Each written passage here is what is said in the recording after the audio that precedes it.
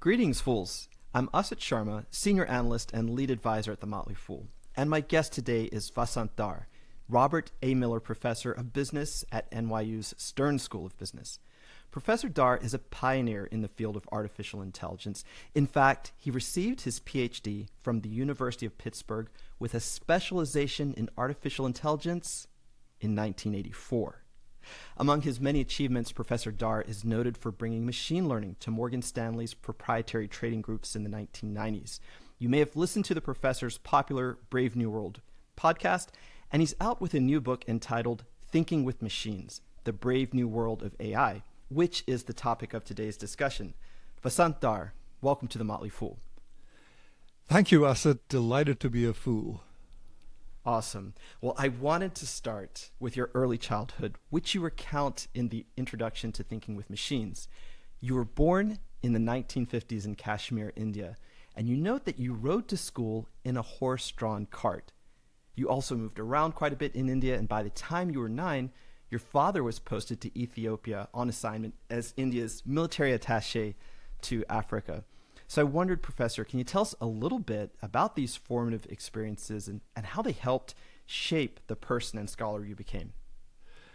You know, all amazing experiences growing up, including, what you mentioned in Ethiopia. And I described this in my book in a humorous kind of incident. My mother put me in the wrong grade. She put me in 7th grade instead of 4th grade by mistake, and only realized, her error 6 months later when it was too late to do anything about it. So here I was hanging around in class with 15, 16-year-olds, and I was like 9.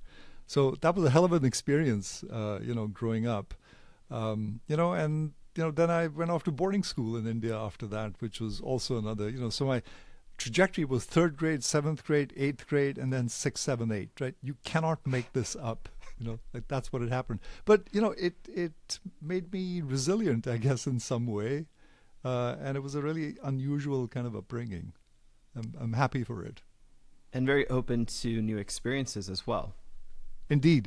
Yeah, being in East Africa, just a whole other experience. We traveled the country in the Land Rover, all over the country. I mean, I've seen more of Ethiopia than most Ethiopians have. Whenever I see a, fellow Ethiopian in New York City, I engage in conversation, and they're always amazed at, all the various places I've been to in Ethiopia in the Land Rover in the 60s. And there weren't too many tar roads there, by the way. It was all, gravel roads, for the most part. So fast forward to Pittsburgh, Pennsylvania, at a time where you were attending school and intersecting with a very exciting world, the very nascent world of artificial intelligence. You met an AI pioneer in Herbert Simon, who had received the Nobel Prize in Economics for his work in revealing the limits of human rationality and decision-making. Now, Professor, I remember still in the early 90s, late 80s, early 90s, taking a college class in microeconomics in which rationality was still the governing principle, or said to be the governing principle, by which most humans make their economic decisions. That's right. But Professor Simon had a different idea. He called it bounded rationality. I wondered if you could explain that to us. Well, essentially what he said was that humans have limited cognitive resources, that we are not able to, enumerate all possible alternatives and evaluate them. That's just like too taxing. We'd never get through the day if we did that. And that our attention is limited, and then we tend to focus on the most plausible things to pursue, and we do this through heuristics that are learned through experience. And so heuristics actually sort of focus our attention, to the right parts of the problem. And when we find an acceptable choice, we take it, and we move on, right? So that was his theory, which was called bounded rationality. But I have to say that economists sort of said, yeah, that's true, but let's just move on, So for the most part, they still sort of, because it doesn't lead to very good theories, right? I mean, it sort of messes up sort of nice mathematical models. Right? It's messy, and economists don't like that. So, it was just, yes, it's true, but thank you very much. Whereas his ideas really sort of took root in artificial intelligence, which was really all about, at that time, all about like how do you represent knowledge and how do you traverse it intelligently. And that was called heuristic search at the time. And so heuristics became big in AI, and they were the sort of primary sort of paradigm at that time, of expert systems where we tried to build these impressive applications in areas like medicine, where you would extract knowledge from experts and use their heuristics, that they had acquired through experience to actually do medical diagnosis. So, and that was my first real experience to AI, just watching this system called Internist interact with an expert and elicit information and arrive at the correct differential diagnosis. I mean, I was just watching this and it just blew my mind. And that's when I decided this is what I'd like to do with my life. So I want to hear more about Internist, but quickly to zero in on the idea that artificial intelligence based a lot of its early foundational structures on the idea of heuristics. I had a fun example from earlier in my own career when I hung out my own shingle as a CPA. I did a valuation assignment for a company which bought and sold heavy earth-moving equipment, and I had a beautiful valuation prepared by all the standards. It was some 40 pages long, and I'll never forget the person who had requisitioned that report for me read through it, and he says, "This is all great, but how does this apply to our rule of thumb that we're going to acquire these companies for 2 times their inventory?" And I had no answer for that. So here was an expert in that field who was telling me what the heuristic mechanism for valuation was within that domain.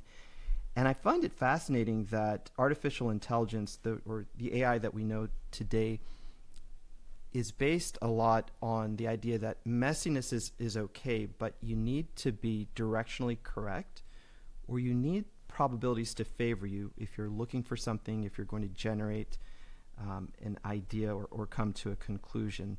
And so now let's draw this to Internist. You bumped into a really great lab at the University of Pittsburgh, a pioneering lab in which there was a mysterious program which tried to diagnose medical conditions by simple queries, back and forth queries. And I should point out, this is before computational power was so incredible, the power we take for granted today. This is the time of punch cards in mainframe machines. So could you tell us a little bit more about how you discovered this lab and what was going on in these early days with this attempt to build a machine that could diagnose sometimes arcane diseases? Yeah, I discovered the lab through sheer serendipity, which is much of life is about serendipitous encounters. And this was one of mine. I was, on punched cards writing a program to implement something called the analytic hierarchy process, which had been developed by one of my professors. And this senior PhD student comes along and says, "Hey, Vasant, I want to get this professor to offer a course on AI. Why don't you come along?" And I said, "What is AI?" And he said, "It's about getting computers to be smart." And I said, "Oh, that sounds intriguing." So we collected 2 more people. We trudged up the hill and, to this medical lab. And, Harry Popel, who was the professor, he was on the phone. So we were waiting outside. And I was watching this interaction between Internist and Jack Myers, who was the expert who had served as sort of the oracle of knowledge, that they extracted painstakingly over 10 years, of sort of interacting with him. And his knowledge had been extracted and then represented in Internist in a way that it could reason about new cases. And that's what he was doing. He was, running a case by Internist, and there was a question and answer going on. It asked him a bunch of questions. He responded.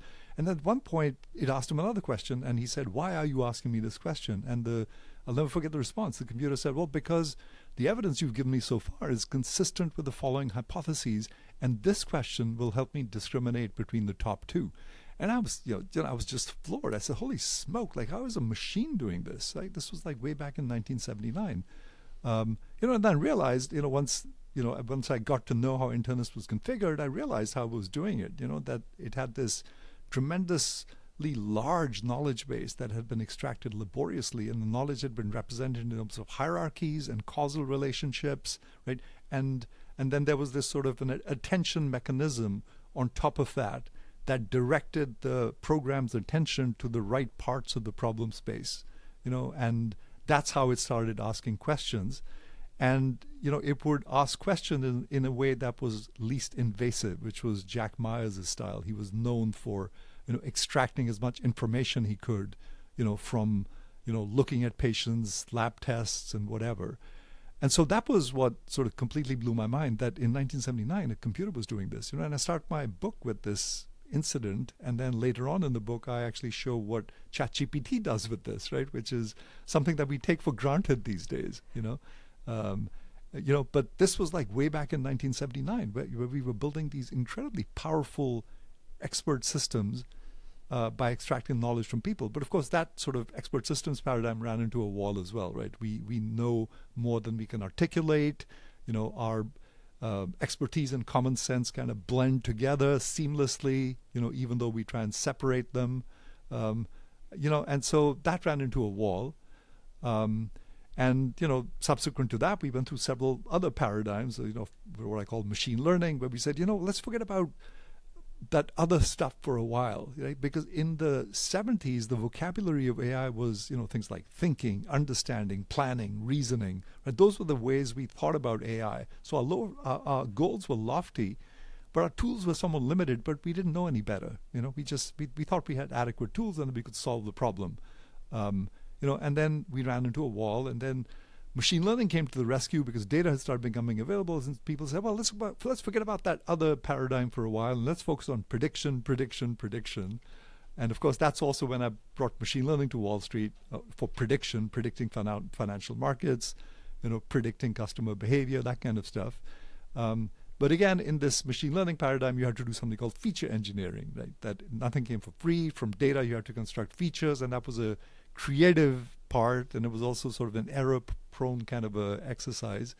And then, we had deep learning, championed by one of my colleagues, Jan LeCun, where the machine became capable of perceiving the world directly, just like we do, vision, sound, language, and now even smell, right? So the intelligence, as I say, moved upstream.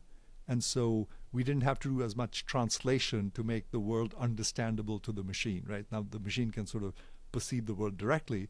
And that was the magic of deep learning. And now we are in the paradigm of what I call general intelligence, where the machine knows something about everything.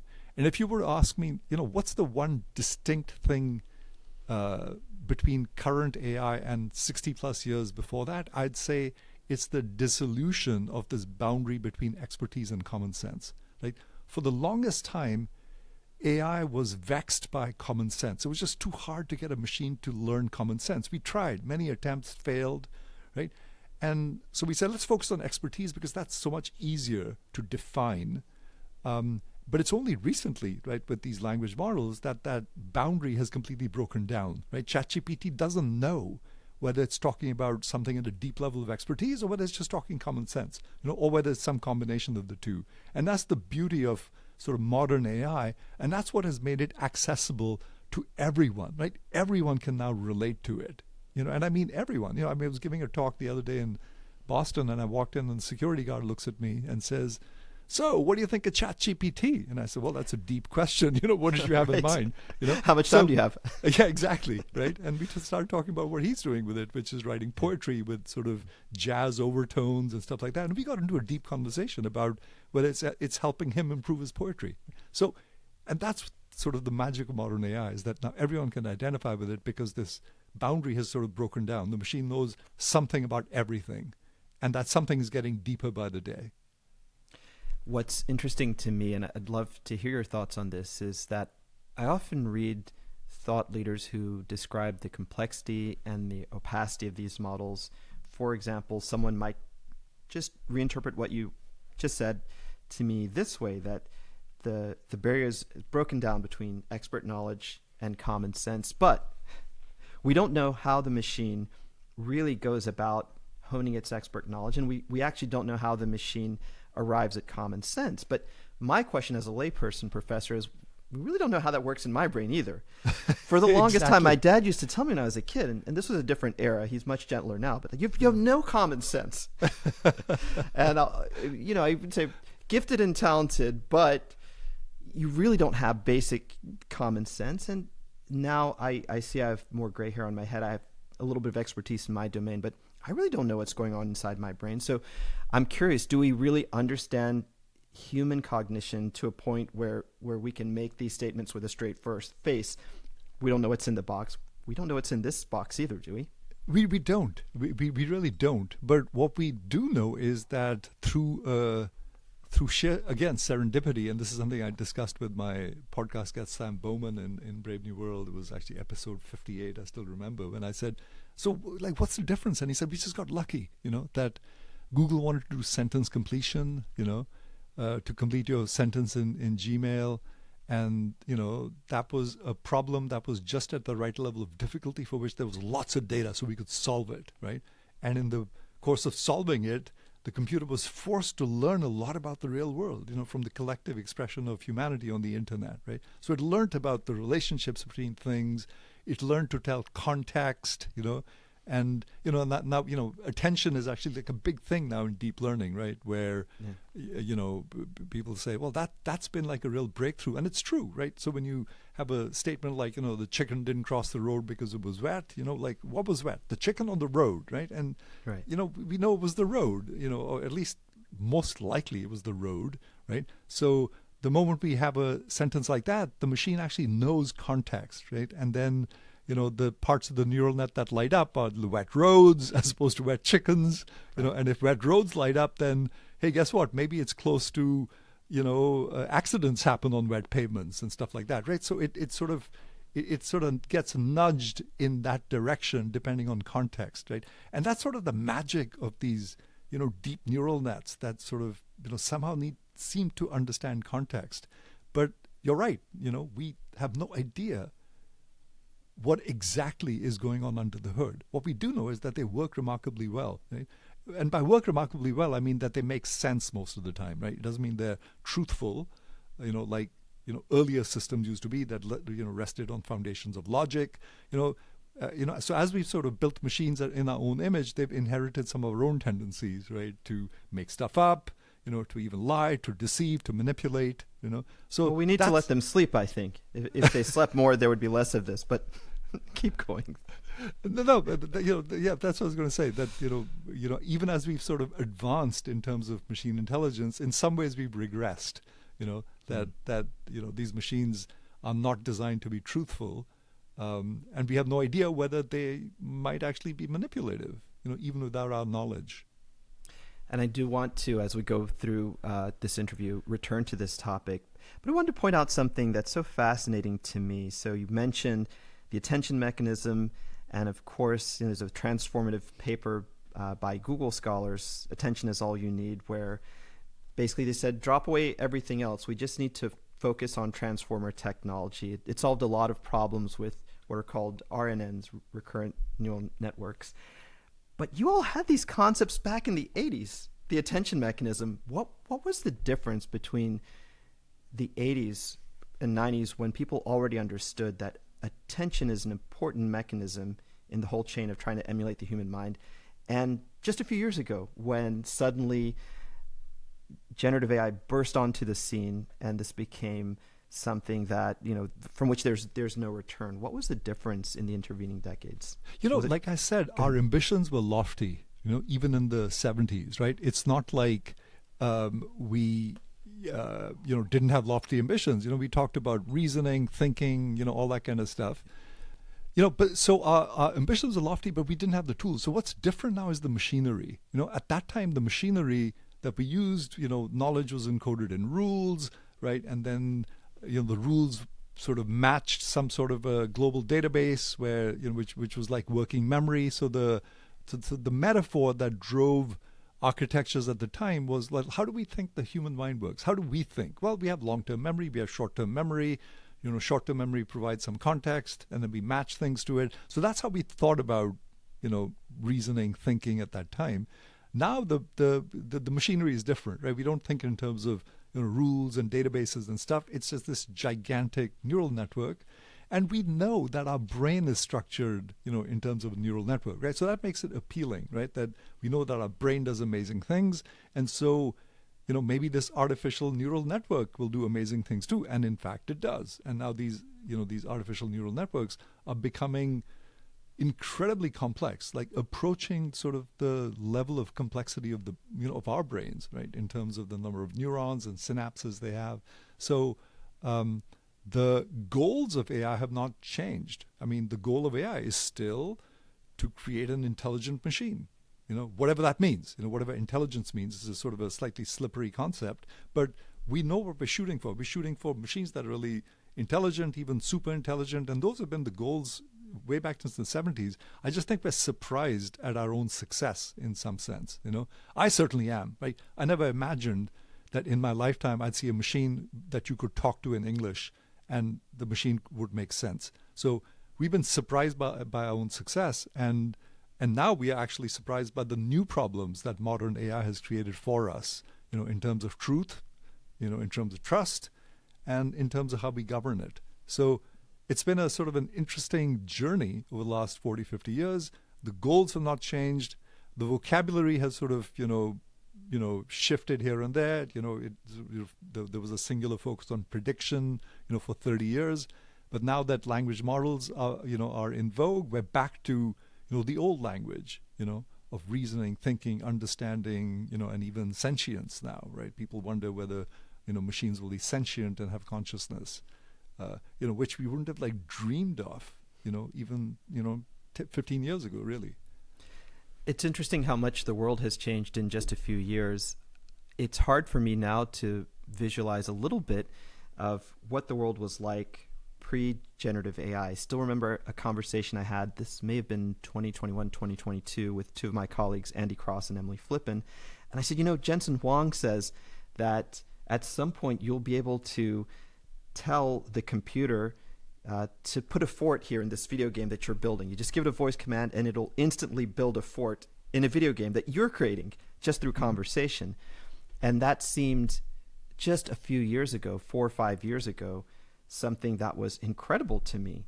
And now we take this for granted. And so the progression of this field, it's interesting. I do want to hear your thoughts as we go on how we will progress from here. But Professor, your career has been also built on something that's foundational to the magic that we see today, which is machine learning and algorithms. And I wondered if you could explain to us, what is the genetic algorithm and what did this have to do with your career and progress as a scholar in this field? Oh, that's a great question. It takes me back to the early 90s when I'd come across some work from the Santa Fe Institute. And I was working with, my co-author Roger Stein at that time, who was at Moody's Investors Service. And, these people had come up with this idea of a genetic algorithm that would learn rules from data, right? And that was just mind-boggling to me, right? What does that really mean? But the idea is really, really simple, which is that, and I applied this when I went to Wall Street, when I went to Morgan Stanley. So I was trying to build new trading strategies, but I wanted the computer to discover them, because I wasn't smart enough to know enough about markets to come up with the strategy, which, by the way, was the modus operandi at the time, right? They were experts and they specified what they thought was true, and for the most part was not, right? So my experience on Wall Street was a lot of the stuff that people said or asserted just didn't stand up to scrutiny with data, right? So I had not a lot has changed in the intervening years, by the way. So I had a pretty dim view of sort of human expertise, when it came to business. So my idea was, maybe we can just look at data. Data is objective, right? So let's look at the data and let the computer find rules for us from the data. And I'd been working on this genetic algorithm at the time, which was really simple. And what it did is it manipulated a population that's 100, 200 queries at a time. And a query was just nothing more than a trading strategy, expressed as a rule. So a trading strategy might be, if the volatility is low, or if the 30-day volatility is low, and the market has been trending downwards, maybe that's a good idea to go long bonds and hold on for 5 days. I just made that up, right? So that could be a strategy. Now, I realized that I could express it as a SQL query. SQL is this way of querying databases, right? So you could express it in the query, and then the response to the query would be, how good is this query, or how good is the strategy? And that goodness was measured in terms of how accurate is it, how much money does it make, all that kind of stuff. So the criteria for evaluating the query were, like how good is it in terms of like its profitability. But you could turn the machine loose, and I realized that it had become a generator of and tester of hypotheses, and I'd had success with, before I went to Wall Street, I should have actually prefaced this. The real success I had was with AC Nielsen, this media company. There was a division in Long Island that tracked 50,000 households, everything that they bought. And so they dumped this database on me, and I cranked this genetic algorithm on that database.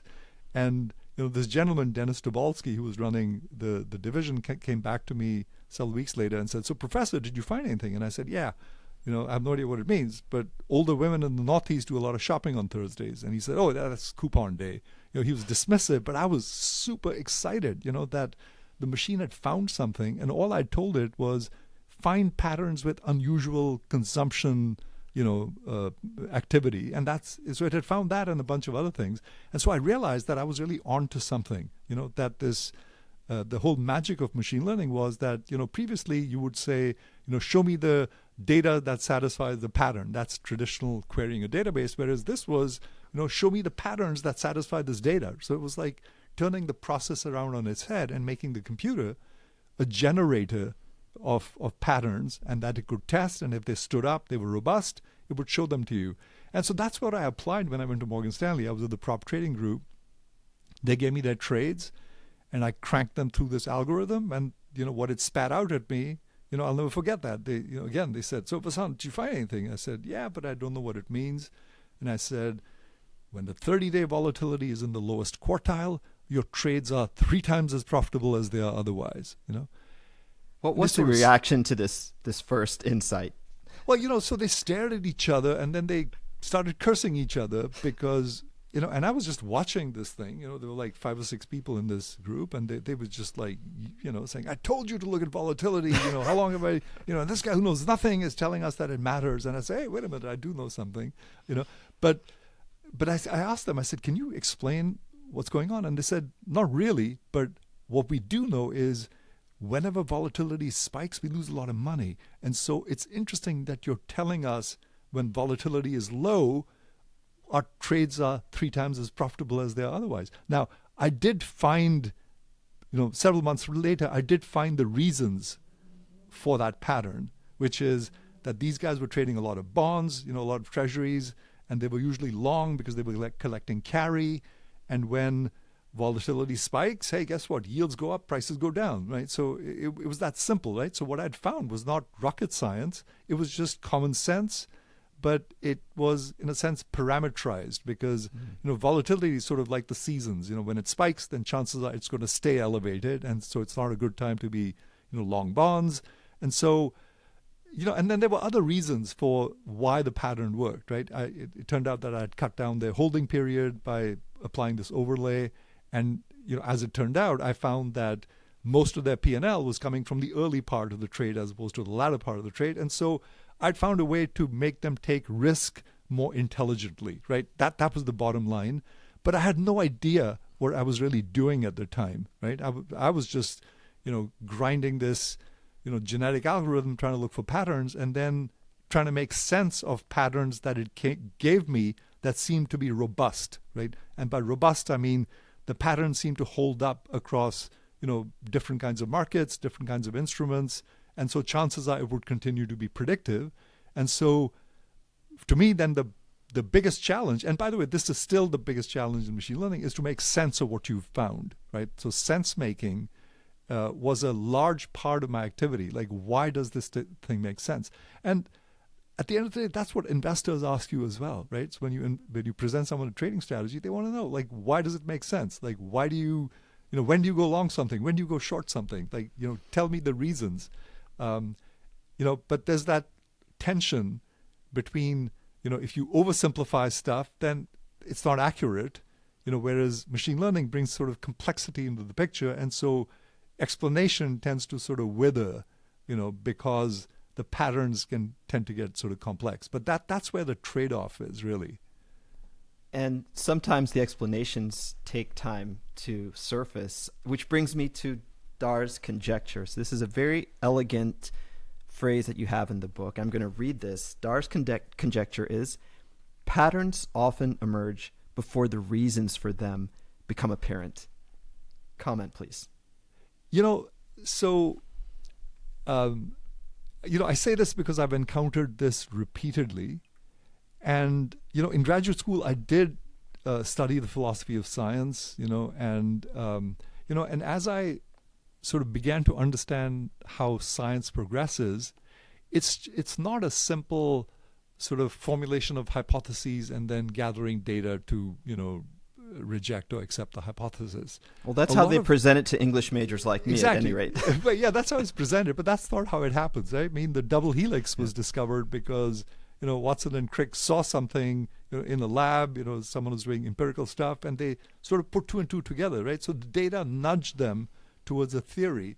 And a lot of science is like that, right? We sort of observe the world and we conjecture, and then we say, maybe there's something to that conjecture, right? So a lot of theory does, develop in a bottom-up kind of way in every domain, including finance. And so that was my realization. And like I said, I've encountered that over and over again, right? That patterns actually often emerge before reasons for them become apparent. And the reasons are sort of, when you make sense of things, when you're sense making. Now, it's possible that you fool yourself in that process as well, right? So that you come up with the wrong explanation. So one has to be really careful about that process of sense making as well, that it's done in a way that you're not, as Richard Feynman said, you don't fool yourself because you're one of the easiest person to fool. There's a very famous game by Garry Kasparov, probably his most famous game if you had to rank them. It's against Topalov. The year was 1999. And in this game, he takes a very long king march. So the king, the piece you have to protect the most, he sends it up the board deep into enemy territory.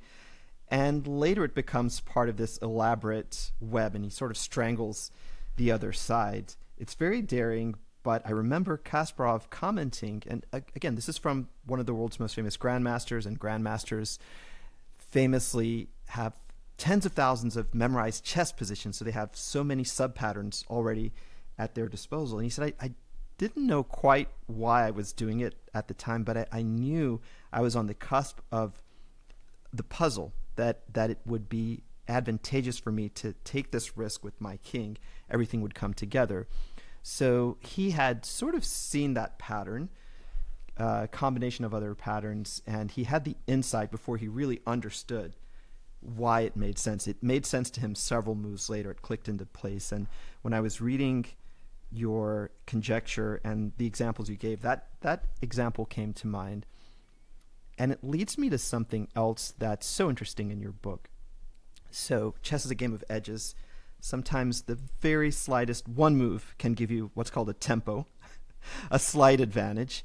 And you posit that oftentimes success in the markets or in other probabilistic endeavors is made up of small edges that compounding small edges. And you bring up the commencement address of tennis great Roger Federer last year to the graduating class of Dartmouth. Can you start with what interested you in that commencement address and explain the concept of compounding edges to us, please? So I've always been interested in sports, and almost 20 years ago, one of my students in a class I teach on systematic investing brought this to my attention as well, that sports is a highly competitive endeavor, right? Everyone's like, really good. They've got the best coaches, they've got the best equipment, and so you're competing with people who are like really at your level, like very close. And to me, financial markets are exactly the same. I realized this after several years of trading and researching and all of that, was like, no one's leaving anything on the table. If anything, even if you find a good strategy, chances are that it'll erode in execution or something like that, right? That there are so many frictions that just erode that little edge, right? And that winning is really all about finding a sustainable edge, however slight it is, and compounding it. And that's how sports works, and the statistic that Federer said that, really sort of stayed with me, and it's so similar to, financial markets, so I view financial markets and sports as being sort of two sides of the same coin, right? He said, like, over the course of 1,526 matches, I won 80% of them. What percentage of points do you think I won? Right? And he paused and he says, 54%, barely better than even. Right? Now, in financial markets, you do 54%. You should be managing the world's money, right? As long as your winners and losers are of equal size, right? But what Federer was really saying is that, it's that little edge that just compounds over the course of the match, right? If the match was just 1 point long, then Federer would win 54% of his matches, right? But the fact that it sort of goes on over time means that he's got time to regroup, even though he loses a point, right? It's that little edge that just sort of keeps multiplying over time. And so the longer the match, the more matches he'll win, of course, as long as he doesn't get exhausted, right? So stamina also matters. Now, Boris Becker, by the way, won almost 80% of his matches with only like less than a little over 52%, winning points, because he had a tendency to win the really important ones like tiebreakers. But that's the point, is that you don't need to be perfect. You don't even need to be really good. You need to be just slightly better than the average or some benchmark in order to be successful. And that applies to like almost everything in life. That as long as you're like slightly better, that edge will just continue to compound, and that you'll get better and better, and your outcomes, sort of compound over time. And so that's the analogy that I was trying to draw, even with financial markets, is that it's the same thing, that in financial markets, you don't just look at your performance one day. It's really a month or a year, or your career, right? So you're looking at your track record over some long period of time. And the reason I became sort of really interested in systematic investing is that it applied the scientific method to investing, where you quantify an edge and then you just sort of multiply it over time. And you multiply either by, trading many times, as long as your transaction costs don't kill you, or many things, simultaneously, so that you can sort of really, you're not putting a huge amount of risk on any one bet, and then you're letting sort of compounding and the numbers game do the rest for you. The many things principle is quite strong. Actually, at the Motley Fool, in our investment philosophy, there's something that's, I think, not as well appreciated by the public. We're famously long-term holders. We famously try to identify world-changing companies, hold them for immense periods of time. But we're also believers in the Pareto principle, that 20% of your inputs or fewer will be responsible for 80% of the results. And so you'll find many of our investors, I'm a great example of this, who own in their personal portfolios 100 or more stocks, because we believe that the numbers favor you, even if you have your criteria to identify winners. Founder-led, for example, a company that has great innovation in a market with a lot of pull-through. There's so many different factors which different investors will zero in on. But this is common to a lot of my colleagues, the belief that you have to identify numerous potential winners, and in many cases equal weight them at the beginning. Start with small rational percentages, add to your winners as time goes on, as you identify those traits which are succeeding in the marketplace. But part of our system is also math-based and outcomes-based, but the same belief prevails that you actually need a small edge. You have to be right a little bit more than you're wrong, and you have to have enough of a sample size, if we were just jumping over the fence and looking at statistics, to know that your edge is there in the marketplace. And I was curious, you famously brought machine learning to Wall Street, and you also have run hedge funds ever since that day until today. You're still trading in the markets. Do you think that some of the same principles you've applied to systematic investing on a short-term basis, where you're looking for a higher probability trade with a shorter duration, apply on the other side to long-term investors like myself? They do, and for the reasons that you pointed out, right? That you need numbers. And in fact, in 2015, I went to my colleague Aswat Damodaran, because I'd sort of believed that machine learning and quant methods really applied to short-term trading, right? Where you could identify an edge, where there were lots of numbers involved, right? But it was hard to apply to long-term investing, where with holding periods of like many months or even years, right? Because you just couldn't get enough sample size, you couldn't get enough training data. But I was really intrigued by my colleague Aswath Damodaran, who's considered Mr. Valuation on Wall Street. And so I went to him in 2015, and we had this conversation about whether it would be possible to create a bot of him, And I'd had a similar conversation with my colleague Scott Galloway at the time. Should you trust your money to a robot? I'd just written this article, should you trust your money to a robot? And I made the case that you should when it comes to high frequency trading and short term, but when it came to long term investing, that it was impossible to like train a machine, like you could with shorter duration stuff. And I remember Scott, at the end of that conversation saying, okay, so what you're saying is that trading floors will disappear, but venture capital and private equity is safe. And I said, yep, that's pretty much it. And my conversation with Damodaran was similar, that it would be too hard to actually try and replicate him.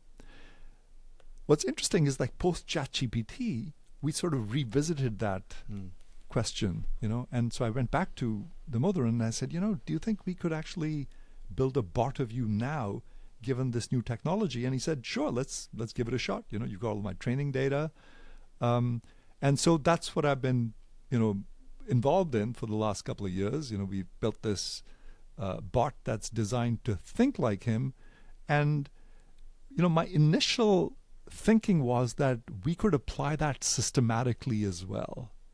That we could just apply Damodaran to the S&P 500. Like, it's impossible for him to do it because he can't evaluate 500 companies, in a day or even in a week. It's just like too much work. But, my thinking was, if we can build a machine like him, why can't we just apply it to the entire index and then use it systematically? It's an interesting idea. It may actually, work. But I've actually become intrigued with a different type of application of the bot, which is something that allows people to think and reason about companies in a deeper kind of way, to run scenarios and say, what if Trump escalates tariffs? Like, what will valuation of Apple or Nvidia, whatever, look like? Or what if his tariff was a head fake and we go back to, the era of low trade barriers? This kind of stuff is very laborious for people to do, and it's very time consuming. And so I find it sort of interesting that we can apply AI now systematically to long-term investing as well. But your larger point is that it's still a portfolio level thing, right? It's, you're not making like one big bet and saying, I'm sticking to it, right? You're really trying to identify multiple winners and diversify with the possibility that some of these turn into 10 baggers or 20 baggers, whereas most of them don't go to zero, right? And so that's kind of been the thinking behind the development of this Damodaran bot. What was the thing that surprised you most about the Damodaran bot? So basically, you had access to all the training materials, famously public materials. And you also had access to Professor Damodaran's very elaborate write-ups, his blog post, which they themselves, if you marry up the public spreadsheets that he has for investors, they're an object lesson in how you draw together numbers and narrative. What surprised you most in this latest phase after, post ChatGPT, where you took more modern tools, let's say, or more contemporary tools, and recreated the idea? Maybe the biggest success you had, or the biggest pitfall that you didn't expect? When I started this 2 years ago with one of my colleagues, Zhao Sidok, who's a LLM person, we had no idea whether this would work. It was a wild idea, to build a bot like him, and we tried what most people might try, which is, give all his valuations to an LLM, fine tune it, and then have it, think about a new case. It just didn't work. It didn't sound like him. There was nothing deep about it. There was nothing profound about it. So we just sort of went back to the drawing board and said, let's just identify all components of his thinking. Fundamentally, he's got this quantitative model that he calls the Ginzu. Right? That's like Right. This is a it's just spreadsheet, like, right? it's a spreadsheet. I've used it. Yeah. So it's incredibly complex. It has all kinds of switches and contexts and all that kind of stuff. But at the end of the day, it's a quantitative model. Inputs gives you a valuation, you do a sensitivity, and there you have it, right? But the question is, like, how do you marry a story to the numbers, right? Like, what's the story that is consistent with the numbers? And the story, involves,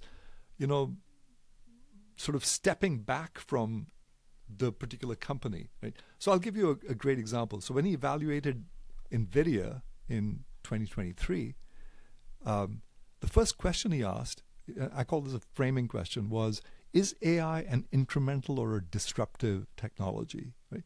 Now, why would you ask a question like that? Well, you ask a question like that because the markets in those two scenarios tend to be very different. If it's incremental, it's pretty well defined. You can put a boundary around it. If it's disruptive, it's much more uncertain, right? You need to think about what that really means. Disrupting what? Every industry? Is AI like electricity? Is it like the internet, right? So it makes you think about the problem in a really broad kind of way, right? And then his subsequent question, when disruptions happen, what's the distribution of winners and losers? And he shows that you get a few winners and lots of losers, or lots of wannabes. Right? And he says, okay, I think NVIDIA is going to be a winner, so they're going to have a dominant position, right? And then he goes about sort of thinking about it, like, what are their margins going to be like? Well, and he says, well, what are the margins of people in the semiconductor industry? Well, that's a good place to start, and the work of Phil Tetlock, by the way, also applies here, right? He has this work on super forecasters, what makes them good, right? And what makes them good is that they anchor themselves sort of in the right part of the problem, as opposed to like a biased part of the problem. They tend to be sort of relatively unbiased. And so I realized that Aswath Damodaran was what I call a super forecaster, right? He just has those properties of what Tetlock calls, super forecasters, the ability to really ask the right kinds of questions, and insatiable curiosity, right, of anchoring himself. So let me ask you to pause right here, because this is a question I would love to hear your thoughts on. That so many of us thought we learned how to think about so many topics on valuation through Damodaran, and his Tesla valuation is one very highly regarded, I should say, example of how to think as an investor. But then going to the NVIDIA thesis, I think to myself, how many humans or machines would have arrived at the same initial question and the subsequent follow-up questions, the framing? So to me, this seems a fundamental difference, and I get you can utilize the system the professor has developed, and he's been very kind to speak with Fool analysts on many occasions. Most recently, he told us, hey, run a lot of simulations, use Monte Carlo analysis at the end of it. All this is good, fine, but to replicate the questions and the thinking, isn't that really hard for a machine to do? Very hard. I mean, that I find is the hardest thing to do, is for the machine to come up with framing questions at his level of originality. I mean, it's something we've been trying to do, right? I mean, we've been prompting it. Well, think like him. Go off on go for a walk on the beach with your dog, and contemplate the universe, and stuff like that, like the way he does. But that spark, of creativity that sort of makes you ask the right questions. I mean, that is very difficult to replicate. Now, it doesn't matter. It doesn't mean that his valuation's always right. I mean, he's often wrong, right? I mean, or his timing is off, as it was in NVIDIA a few times. But it doesn't take away from the quality of his thinking and his reasoning, right? Once you understand that, then it is tremendously grounding in the way you conduct your analysis, right? It's based on sort of anchoring yourself in the right place, and then thinking about what the story is, and then looking at whether the numbers are consistent with the story, right? So that's been one of the sort of hardest things to try and replicate. And then, of course, there are other details that are also really vexing. So, for example, before NVIDIA reported earnings, I ran the bot on NVIDIA, and I ran it by him, and I said, what do you think? Because I told him I'm going to run it post earnings as well, which I did. I ran it post earnings too. And he said to me, look, Vasant, at this point, earnings from NVIDIA are just pure noise. And, for reasons that he told me, that they're focusing on data centers and the fact that lots of people are buying their chips, but they really haven't, focused on the demand for AI at the end of the day, which was a promise a year ago and still remains a promise. So he says, as far as I'm concerned, the earnings are pure noise, and whether they beat or don't beat earnings wouldn't change my valuation of it, right? Whereas it did change the valuation of the BART, right? Because when I ran it pre-earnings and post-earnings, when they blew away the numbers, it bumped up its valuation by 20%, right? And the Damodaran said, I wouldn't change my valuation one bit, right? And so there's a bug in your BART. Right? and he actually even told me what the bug was, and he was right. Right? That if you do regard that as a bug, then he says, yeah, I bet your cash flows in year 10 are a lot higher in this scenario where it beat earnings than they were previously, aren't they? And they were. Right, and therefore it had bumped up its valuation, like most humans would, but he wouldn't, right? Because of what he said, which is, I think that these numbers, earnings numbers from NVIDIA at this point are all noise. And if you believe that, then it shouldn't change your valuation. So these are some of the sort of vexing engineering, well, I shouldn't call them engineering, maybe they're just conceptual issues that are not easy to resolve, right? So those are some of the challenges that we've been facing in building this BART, which has been a fascinating exercise. Well, I eagerly await the next version of the bot. Professor, we have about 10 minutes left, and I didn't want to leave without asking you about some of the future-looking ideas you have in the book. And I think those speak to both the enthusiasm and the hesitation that many of us have on the ground about AI. And I think the best way maybe to open this up is to ask you to define for me what human truth is and what is machine truth. Let's talk about truth for a moment. What is human truth? So, truth is a really slippery concept, as I discovered the more I thought about it. We seem to know truth when we see it, but then at the same time it's really very slippery, right? So there's this whole notion of ground truth, when you say Asit is a baseball player, and it's like, is that true? Like, I don't know, I need to see you playing baseball, and even then people might have different views on whether you're a baseball player. So this notion of like truth is very slippery. But in the old days of AI, we used to think, it was dominated by logicians mostly, right? Because logicians are really concerned with truth. It's all about the truth, right? That you start with something truthful that you believe, it's axiomatic, and then you follow sort of sound rules of inference, and you're guaranteed that your conclusions will also be true, right? And so that's how we used to think about intelligence, that, was also in terms of like, preserving the truth.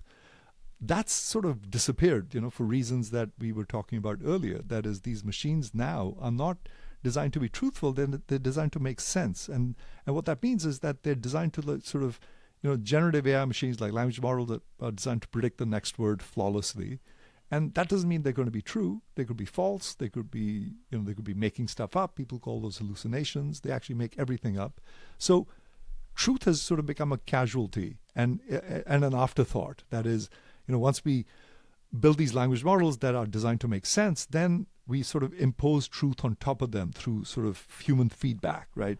As they say things, we say, well, no, that's not true, that's false, this is true, this is true, this is true, this is sexist, this is racist, this is blah. So we then try and constrain them into giving us answers that we feel are good, right? But that's a fairly arbitrary thing as well.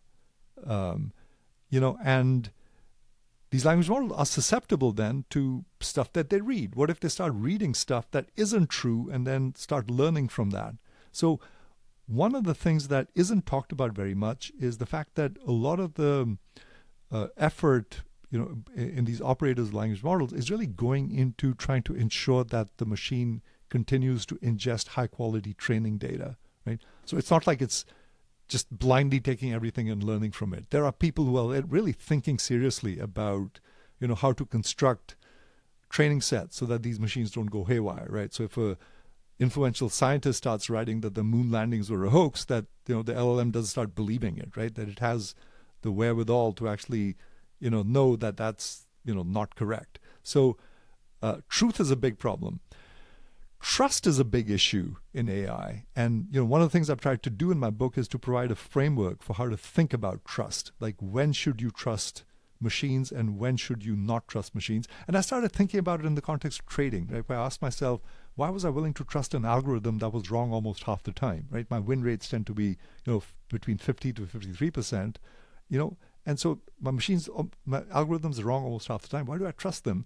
But I wouldn't trust an algorithm with my health, not yet, but maybe I would later. Or, why was I so hesitant to take my hands off the wheel in the driverless car? Well, because the cost of errors is so high in those situations. And so one of the things I've provided is a way to think about trust, in terms of, how often will the machine be wrong, and then what are the consequences of error, when it's wrong. So those are some of the, issues that I talk about in my book that, I think everyone should think about, because, we shouldn't blindly trust these machines, right? We've had these, some very tragic incidents where, teenagers committed suicide because, he thought that this machine, which is a companion, actually cared about him, right? And so this notion of AI companions and, AI getting into your head and helping you with mental health is really disturbing, because this is one of those areas where there isn't any real obligation or a duty of care or something like that you would expect from a qualified human, let's say in medicine or mental health, right? These are just machines that have been turned loose, and we really haven't thought carefully about some of the harms in certain spaces, such as mental health, where the cost of errors are really high. And so one of the things I provide in the book is a way of thinking about, when we should trust machines and when we should be wary, and when we need humans in the loop. So, and then of course I talk about sort of perhaps the most important problem of all, which is, will we govern AI or will AI govern us? Right? To me, that is the biggest existential question. One of the biggest existential questions of our time is, how do we want to be governed in the future? Through and what do we want our democracy to look like? What kinds of restrictions should we place on AI? What kinds of obligations should it have? What kinds of rights do we want to think about giving it? Right. So these are like big questions that we haven't even started asking. If you had a scale today, where would we be weighting more towards? That we will govern AI or AI will govern us, and why? My fear is that we are slipping into a Huxleyan kind of world, perhaps even without our realization, right? That we are gradually disempowering ourselves in many areas of our life. The machine has become a gatekeeper of human activity in many ways. You apply for a job, you're screened by the AI. You might even be interviewed by the AI increasingly these days. And so there's a feeling of kind of, it's not a warm, fuzzy feeling, right? When the machine has become a gatekeeper to human activity. So my fear is that we might just slip into this, without the machine sort of having evil intentions or being programmed to do harm, right? That we just sort of slip into this, without our explicit realization, right? That's really my concern. Which stakeholders do you think would be important to ensuring that we don't slip into such a future? I mean, is it obvious answers would be, okay, governments, perhaps we need regulations, academics, also big tech maybe, but I don't know, what about people who use the machines as well? Who are the stakeholders that should put a voice forward in this decision? They more than anyone else, like everybody, right? And that's why I wrote the book for everyone, right? So this is, I meant for this book to be accessible to everyone, because this applies to all of us, and I tell my students this as well, that, it's easy to use this technology as a crutch. It is so tempting to use it as a crutch, but that'll, in the long run, will be debilitating, right? You don't want to go down that road where you get a question and you just throw it to ChatGPT and say, what do you think? Because that's the surest way of going to cognitive decline. Right? And I can feel it, by the way, when I use maps. I don't think I navigate as well spatially as I used to. I think I've lost that facility by relying more and more on maps. And I'm aware of that, and I now try and navigate myself manually sometimes just to sort of keep that spatial mental muscle alive. And that applies to all areas of our lives. And so individuals more than anything else really need to ask themselves, how they're consuming this technology. I mean, as it is, my colleague Jonathan Haidt says that, some of these social media platforms have caused tremendous harm to teenagers. We ain't seen nothing yet, in terms of the potential harms that AI could cause if we just let it go unfettered. And, it's a tough area because, as someone said, I mean, I think I was reading a piece by Ezra Klein this morning where he said, who are we to tell people what to consume, right? I mean, and Sam Altman said, we don't want to be the moral police of the world. We'll open ChatGPT to adult content. All true, all fair. But that's why it imposes the burden really on the consumer, right? And so among all these people, the burden really is on the consumer to be aware of how you're consuming AI. And as I say in my book, you can consume it to become superhuman, right? It can really serve to amplify your skills if you use it in the right way. But if you become dependent on it, it'll lead to cognitive decline, and that's no good. And that's one of the points I tried to make in my book, is how to think about that, how to think about being on the right side of what I see as this sort of impending bifurcation of humanity. Yeah. I think one of the clearest examples of all this is a choice you make that you describe in the book. Some people asked you, why don't you use ChatGPT to write the book? I said, well, right now, the machines don't write as well as us, for now. Okay, yeah. I get that. But I think also underneath that is the desire to express yourself in your own unique style, to make the points that you want to make, and to have your expression, which is beautiful, by the way. It's a great expression and well-written book. To be the statement that you put into this work, not to rely on the crutch just because it would be easy to input some bullet points and perhaps spit out the product and you go talk about it. It's a world of ideas that you're putting forward. So I really appreciated that part of your book, which was, hey, there's a reason that I'm writing this myself. Exactly. So, by the way, thank you for that compliment. I really appreciate that. But in addition to the fact that I think I write better than ChatGPT and I want to express myself in my own style, it's also so much more fun, right? Yeah. To do that. And at the end of the day, what's life about if not for having fun? Life is about having fun, and this should be fun. And I had so much fun writing it, and there's so much of a sense of accomplishment and satisfaction from producing something good by yourself. Right, and that's what we should strive for.